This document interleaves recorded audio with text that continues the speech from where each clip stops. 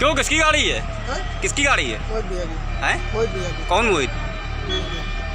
मोहित वाजपेयी। मोहित Vajpayee.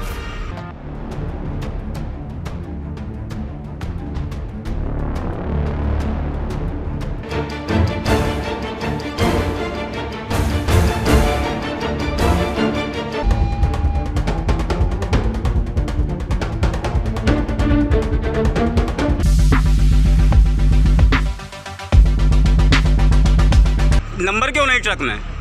Truck का number fitness कराने जा रहे हैं। अरे नंबर प्लेट की नंबर अरे फिटनेस जब कराने जा रहे हैं नंबर प्लेट वही मिलेगी। अरे नंबर पे ग्रीस पुती है ना इसमें तो। नई वाली नंबर प्लेट आ गई भैया।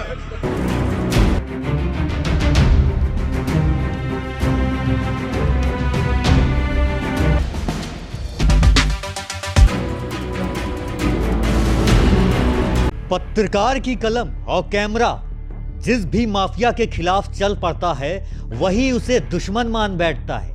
ऐसे माफियाओं से पत्रकार को डरने की जरूरत नहीं होती, लेकिन जब धूर्त पांडे जैसा खाकीदारी खनन माफियाओं का पहरेदार बन जाए तो समझ लीजिए पत्रकार तो पत्रकार स्वयं शहर के पुलिस कमिश्नर को भी डरने की जरूरत है। साहब डरिए, कमिश्नर साहब आप ही डरिए, क्योंकि आप तो अपनी आंखों से कुछ देखना ही नहीं चाहते।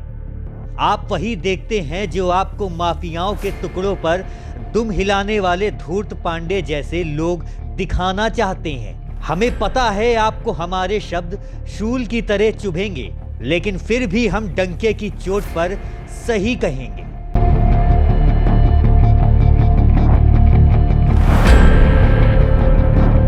कानपुर के नवस्ता नेशनल हाईवे पर खनन माफिया के ट्रक की टक्कर से क्षतिग्रस्त पड़ी पत्रकार की बाइक को देखिए। इस घटना को मामूली एक्सीडेंट समझने की भूल कतई मत समझिएगा, क्योंकि एक्सीडेंट दर्शाना तो महज एक बहाना था। वास्तव में खनन माफिया की मंशा पत्रकार पर ट्रक चढ़वाकर हत्या करवाना था। जी हां, हत्या करवाना, जिसके लिए फुल प्रूफ तैयारी पहले से कर ली गई थी। जरा इस ट्रक को देखिए। हत्या कराने के लिए खनन माफिया मोहित वाजपेयी ने अपने ट्रक के नंबरों पर कालिख पुतवा दी थी, जिससे ट्रक हत्या करके भाग जाए और पकड़ा भी ना जा सके। लेकिन कहते हैं ना, जब तक ऊपर वाला नहीं चाहता तब तक मौत नहीं आ सकती।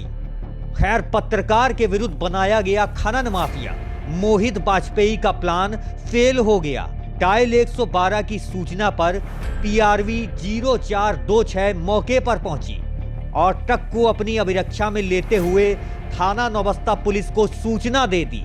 अब यहां से थाना प्रभारी नौबस्ता संजय पांडे का खनन माफिया से एक बार फिर याराना शुरू होता है। जी हां, याराना।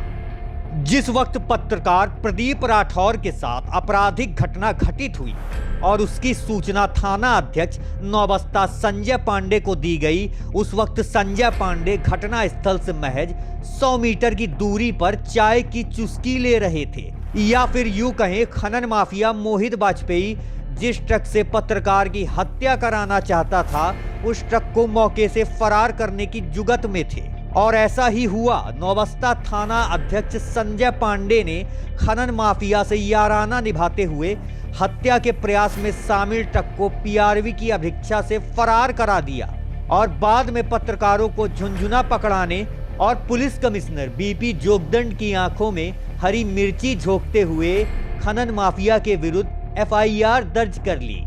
इससे पहले 25 दिसंबर को भी खनन माफिया के 4 संदिग्ध ट्रकों को बिना खनन अधिकारी और RTO अधिकारी की जांच हुए पांडे साहब ने षड्यंत्र के तहत फरार कराकर अपने नमक का फर्ज खनन माफिया के हक में अदा करने से गुरेज नहीं किया था। तो कमिश्नर साहब, अब आप ही बता दीजिए कि आखिरकार ऐसे थानेदार और खनन माफिया पर एक्शन लेने की कवायद आप शुरू करा पाएंगे या फिर किसी पत्रकार की बलि चढ़ने के बाद ही आप शोक संवेदना व्यक्त करने आएंगे?